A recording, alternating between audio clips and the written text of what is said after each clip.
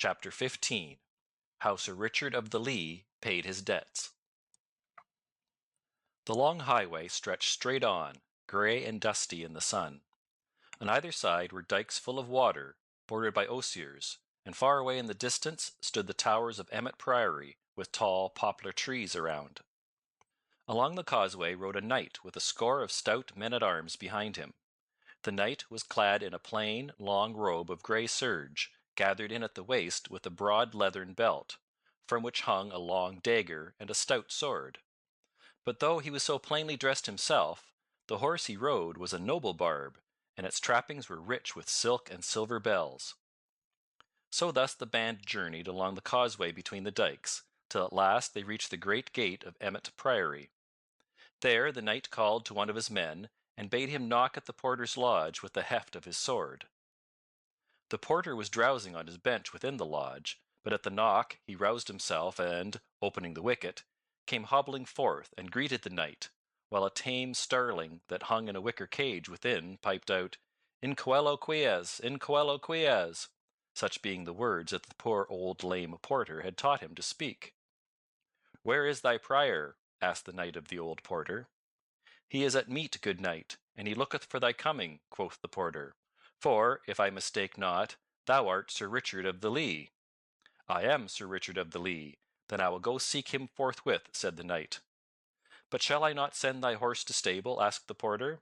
"By Our Lady, it is the noblest nag, and the best harnessed that e'er I saw in all my life before," and he stroked the horse's flank with his palm. "Nay," quoth Sir Richard, "the stables of this place are not for me, so make way, I prithee." So saying, he pushed forward, and, the gates being opened, he entered the stony courtyard of the priory, his men behind him. In they came with rattle of steel and clashing of swords, and ring of horses' feet on cobblestones, whereat a flock of pigeons that strutted in the sun flew with flapping wings to the high eaves of the round towers. While the knight was riding along the causeway to Emmet, a merry feast was toward in the refectory there.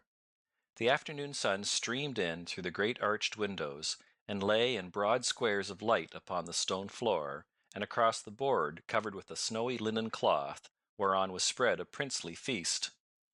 At the head of the table sat Prior Vincent of Emmet, all clad in soft robes of fine cloth and silk. On his head was a black velvet cap picked out with gold, and around his neck hung a heavy chain of gold, with a great locket pendant therefrom. Beside him, on the arm of his great chair, roosted his favourite falcon, for the prior was fond of the gentle craft of hawking.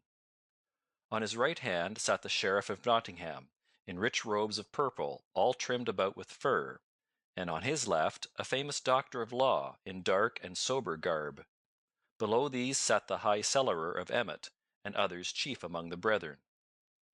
Jest and laughter passed around, and all was as merry could be.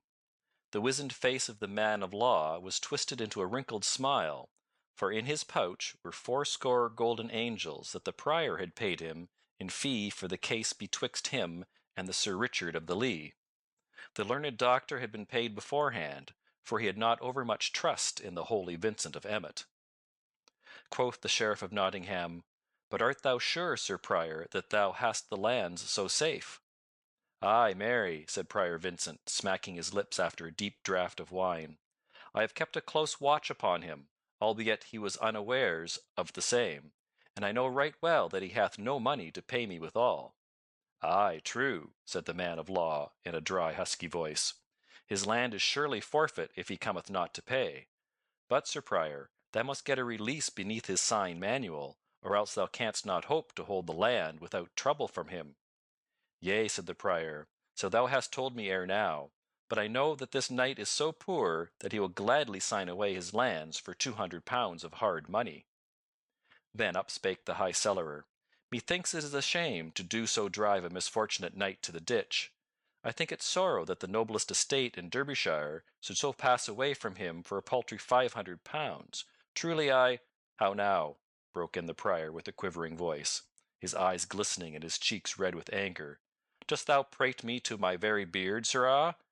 By St. Hubert, thou hadst best save thy breath to cool thy pottage, else it may scald thy mouth." "Nay," said the man of law smoothly, I dare swear this same knight will never come to settlement this day, but will prove recreant. Nevertheless, we will seek some means to gain his lands from him, so never fear." But even as the doctor spoke, there came a sudden clatter of horses' hoofs and a jingle of iron mail in the courtyard below.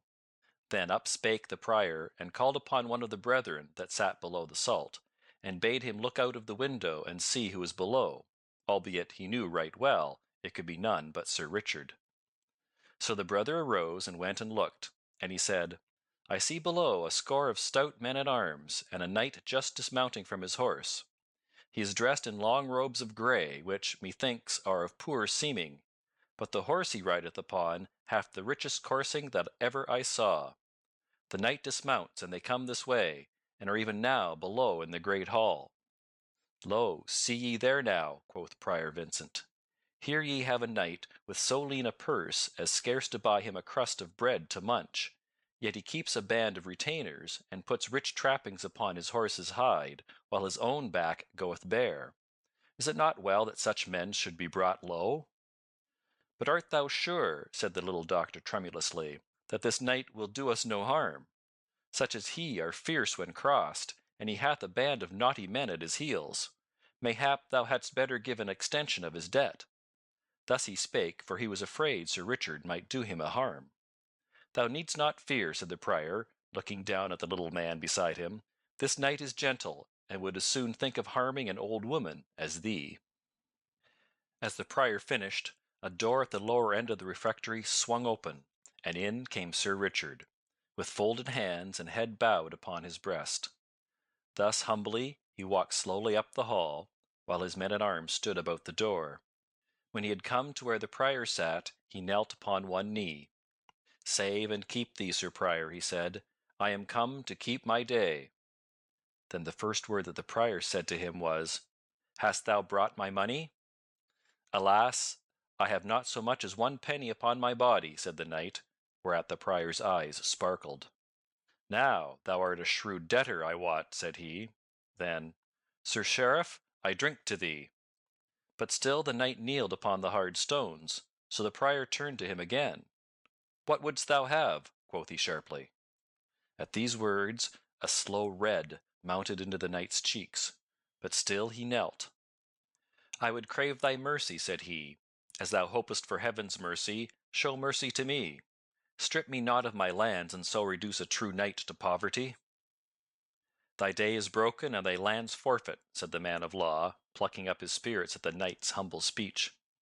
Quoth Sir Richard, "Thou man of law, wilt thou not befriend me in mine hour of need?" "Nay," said the other, "I hold with his holy prior, who hath paid me my fees in hard gold, so that I am bounder to him." "Wilt thou not be my friend, Sir Sheriff?" said Sir Richard. "Nay, 'fore heaven," quoth the Sheriff of Nottingham, "this is no business of mine, yet I will do what I may." And he nudged the prior beneath the cloth with his knee. "Wilt thou not ease him of some of his debts, Sir Prior?" At this the prior smiled grimly. "Pay me 300 pounds, Sir Richard," said he, "and I will give thee quittance of thy debt." "Thou knowest, Sir Prior, that it is as easy for me to pay 400 pounds as 300, said Sir Richard. "But wilt thou not give me another 12-month to pay my debt?"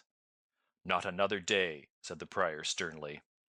"And is this all thou wilt do for me?" asked the knight. "Now, out upon thee, false knight!" cried the prior, bursting forth in anger. "Either pay thy debt, as I have said, or release thy land and get thee gone from out my hall." Then Sir Richard arose to his feet.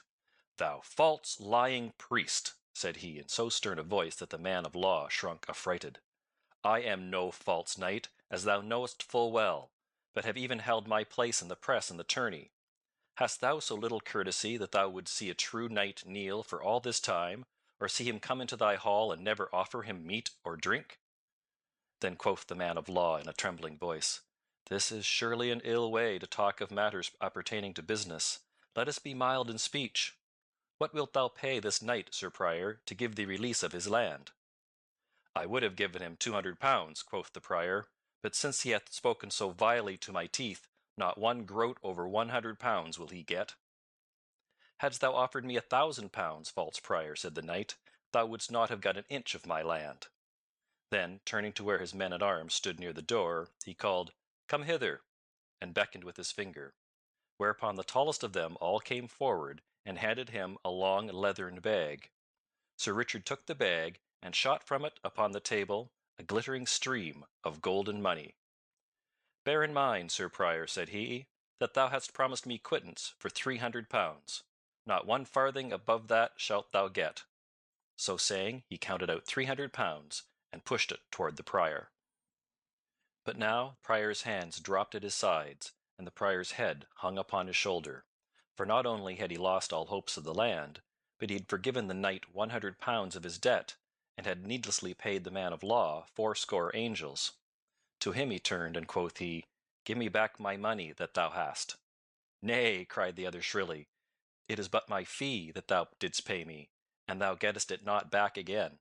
And he hugged his gown about him.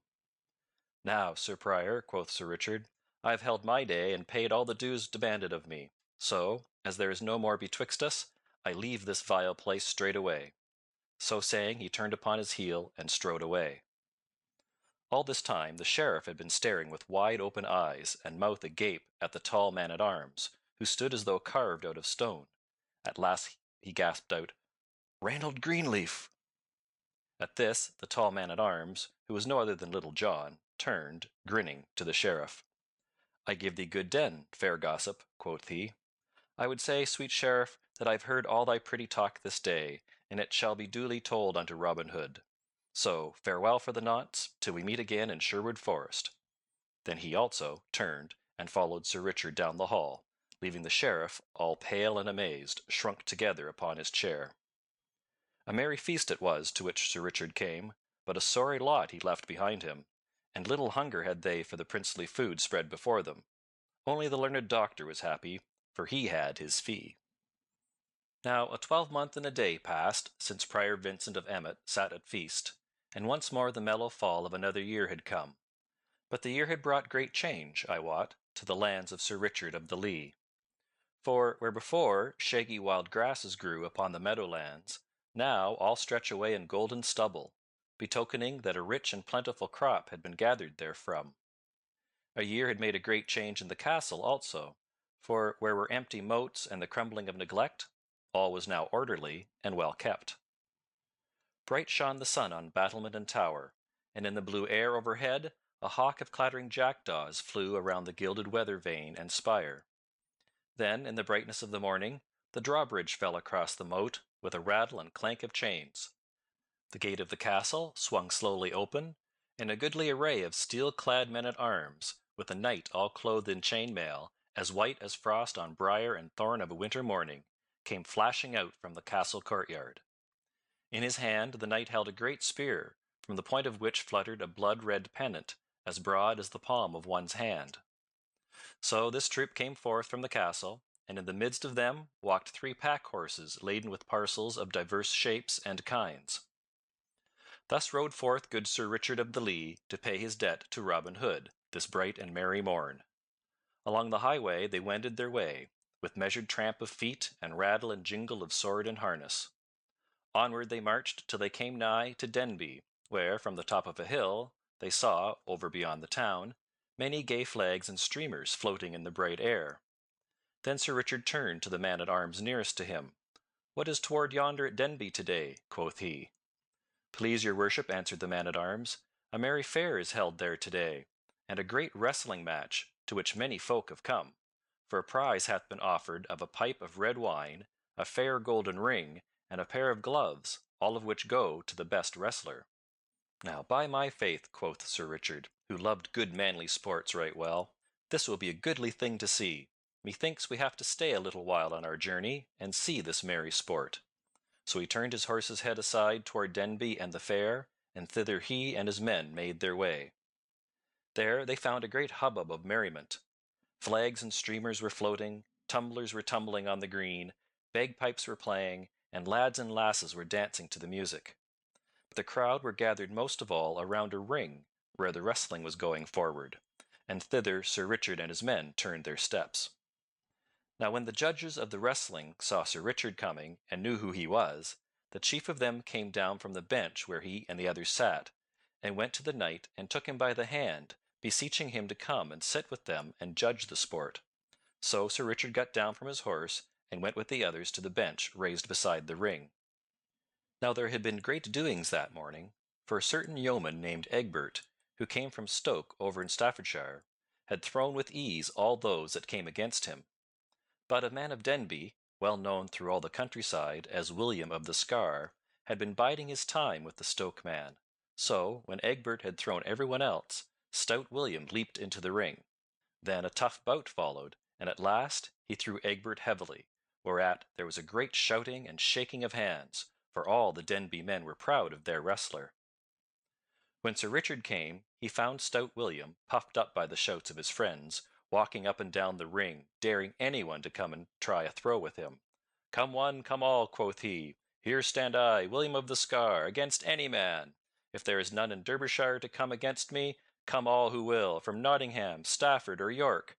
And if I do not make them one and all root the ground with their noses like swine in the forests, call me no more brave William the wrestler."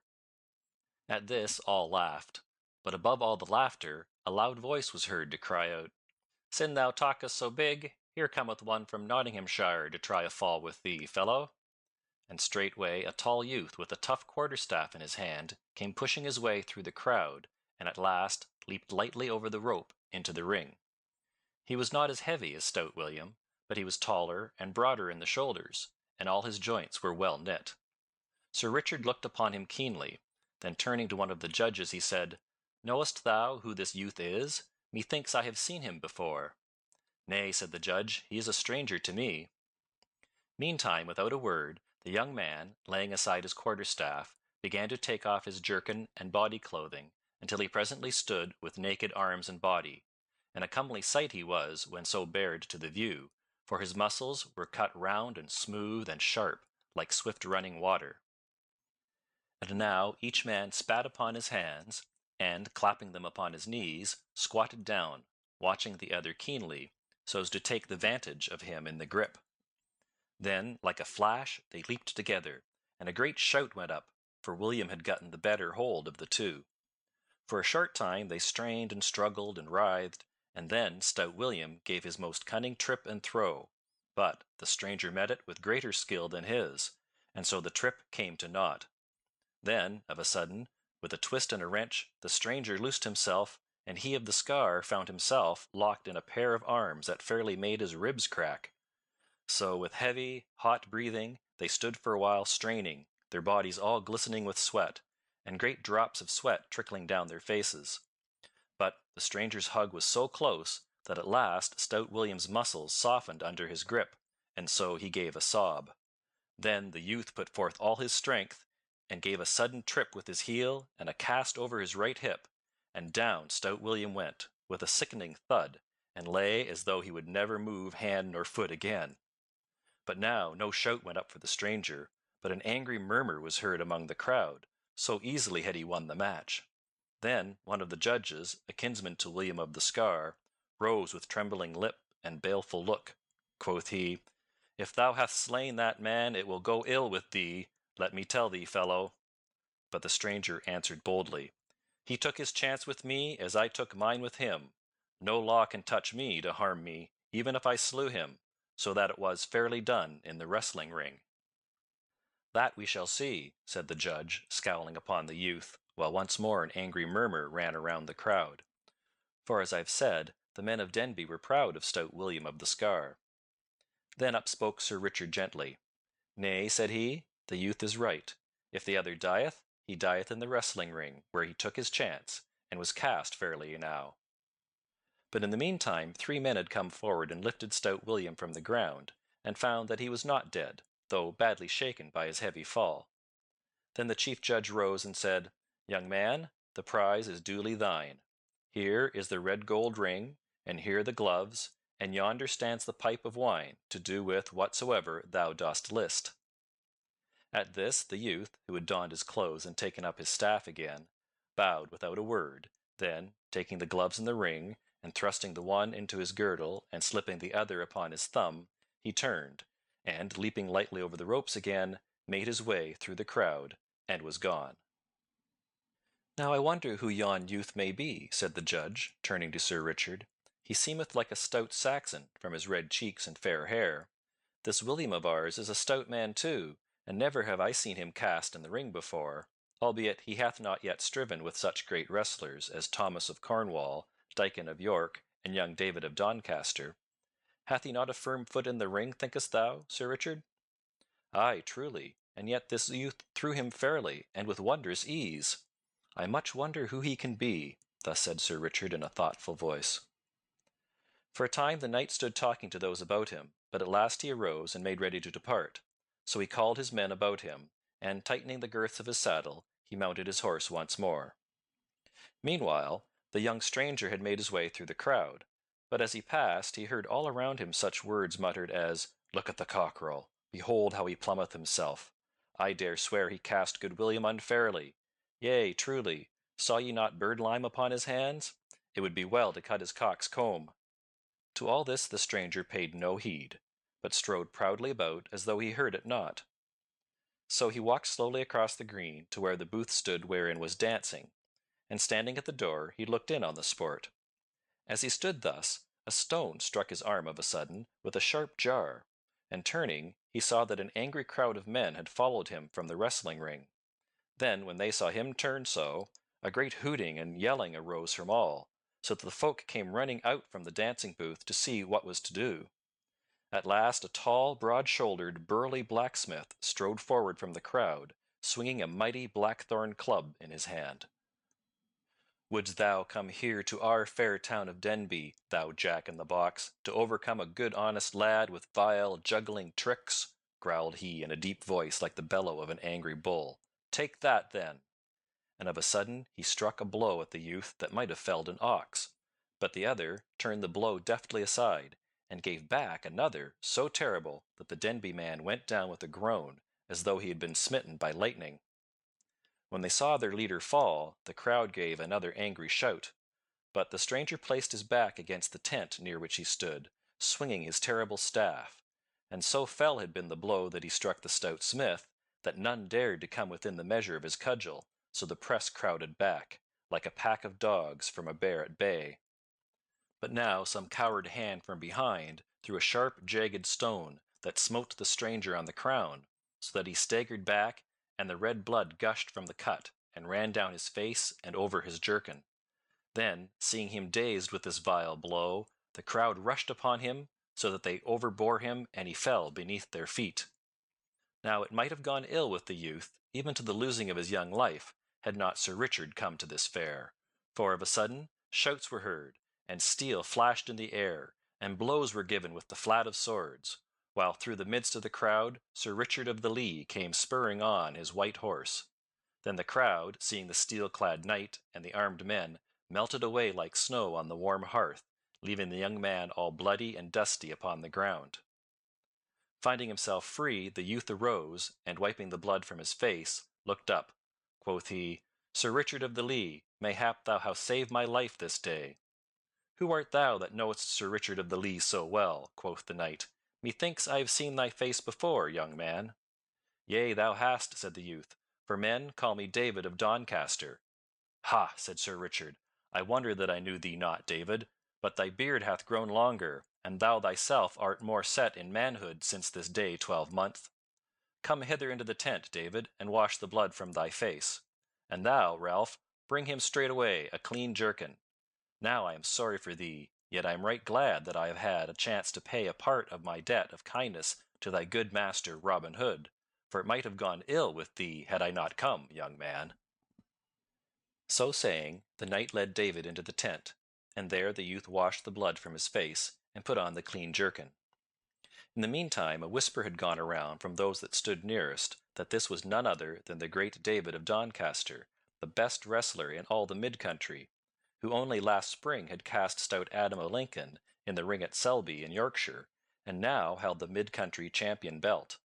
Thus it happened that when young David came forth from the tent along with Sir Richard, the blood all washed from his face, and his soiled jerkin changed for a clean one, no sounds of anger were heard, but all pressed forward to see the young man, feeling proud that one of the great wrestlers of England should have entered the ring at Denby Fair, So thus fickle is a mass of men.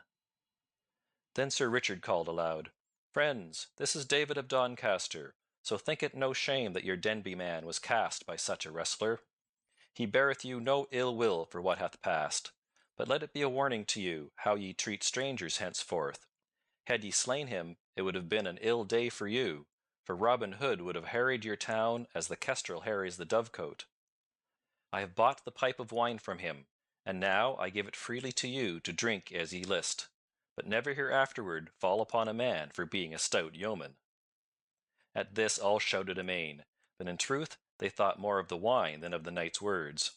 Then Sir Richard, with David beside him, and his men-at-arms around, turned about and left the fair.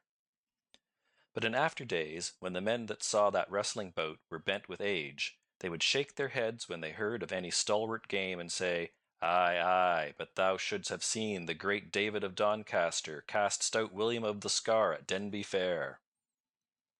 Robin Hood stood in the merry greenwood, with Little John and most of his stout yeomen around him, awaiting Sir Richard's coming.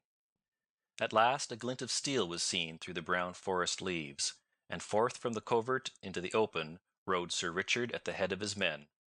He came straight forward to Robin Hood, and leaping from off his horse, clasped the yeoman in his arms. "Why, how now?" said Robin, after a time, holding Sir Richard off and looking at him from top to toe. "Methinks thou art a gayer bird than when I saw thee last." "Yes, thanks to thee, Robin," said the knight, laying his hand upon the yeoman's shoulder. "But for thee I would have been wandering in misery in a far country by this time. But I have kept my word, Robin, and have brought back the money that thou didst lend me, and which I have doubled 4 times over again, and so become rich once more. Along with this money I have brought a little gift to thee and thy brave men from my dear lady and myself." Then turning to his men he called aloud, "Bring forth the pack-horses." But Robin stopped him. "Nay, Sir Richard," said he, "think it not bold of me to cross thy bidding, but we of Sherwood do no business till after we have eaten and drunk." Whereupon, taking Sir Richard by the hand, he led him to the seat beneath the greenwood tree, while others of the chief men of the band came and seated themselves around. Then quoth Robin, "How cometh it that I saw young David of Doncaster with thee and thy men, Sir Knight?" Then straightway the knight told all about his stay at Denby, and of the happening at the fair, and how it was like to go hard with young David. So he told his tale, and quoth he, "It was this, good Robin, that kept me so late on the way. Otherwise I would have been here an hour agone." Then, when he had done speaking, Robin stretched out his hand and grasped the knight's palm. Quoth he in a trembling voice, "I owe thee a debt I can never hope to repay, Sir Richard, for let me tell thee, I would rather lose my right hand than have such ill befall young David of Doncaster as seemed like to come upon him at Denby." So they talked until after a while one came forward to say that the feast was spread, whereupon all arose and went thereto. When at last it was done, the knight called upon his men to bring the pack-horses forward, which they did according to his bidding. Then one of the men brought the knight a strong box, which he opened, and took from it a bag, and counted out 500 pounds, the sum he had gotten from Robin. "Sir Richard," quoth Robin, "thou wilt pleasure us all if thou wilt keep that money as a gift from us of Sherwood. Is it not so, my lads?" Then all shouted "Aye" with a mighty voice. "I thank you all deeply," said the knight earnestly, "but think it not ill of me if I cannot take it. Gladly have I borrowed it from you, but it may not be that I can take it as a gift." Then Robin Hood said no more, but gave the money to Little John to put away in the treasury, for he had shrewdness enough to know that naught breeds ill will and heart bitterness like gifts forced upon one that cannot choose but take them. Then Sir Richard had the packs laid upon the ground and opened, whereupon a great shout went up that made the forest ring again, for lo, there were 10 score bows of finest Spanish yew, all burnished till they shone again, and each bow inlaid with fanciful figures in silver, yet not inlaid so as to mar their strength. Beside these were 10 score quivers of leather embroidered with golden thread, and in each quiver were a score of shafts with burnished heads that shone like silver. Each shaft was feathered with peacock's plumes, innocked with silver. Sir Richard gave to each yeoman a bow and a quiver of arrows, but to Robin he gave a stout bow inlaid with the cunningest workmanship in gold, while each arrow in his quiver was innocked with gold. Then all shouted again for joy of the fair gift, and all swore among themselves that they would die if need be for Sir Richard and his lady. At last the time came when Sir Richard must go, whereupon Robin Hood called his band around him, and each man of the yeomen took a torch in his hand to light the way through the woodlands. So they came to the edge of Sherwood, and there the knight kissed Robin upon the cheeks, and left him, and was gone. Thus Robin Hood helped a noble knight out of his dire misfortunes, that else would have smothered the happiness from his life. End of chapter 15.